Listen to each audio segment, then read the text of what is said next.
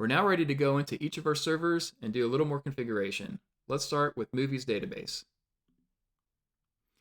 If you recall, Movies Database, this server is just going to house our Postgres database, which we already installed Postgres during provisioning. So let's click on Databases, and then add a new database and user to our Postgres server. So our database name is Movies. Our database user is admin. Password is password.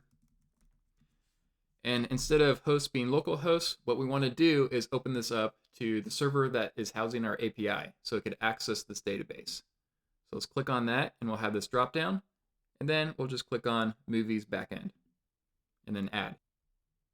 Perfect. We have our database server set up. Let's go back. And then let's work on the Movies Backend server now.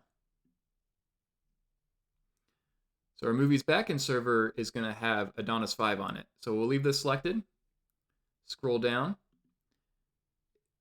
If we recall, we set up our DNS record. So all we have to do is select on the text box or domain name, and then select the option backend.leanbranch.com. And then we'll secure this with SSL. And click on Add at the very bottom. This will now install any missing dependencies. Let's go back to servers and do the same thing for the front end. For the front end, we're using Nuxt, so we'll select Node.js. And then click on the domain name, frontend.leanbranch.com. We'll also want to secure this with SSL.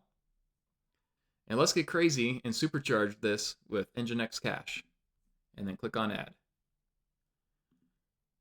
Okay, these are going to install any missing dependencies for these apps, and then we'll be good to go to the next step.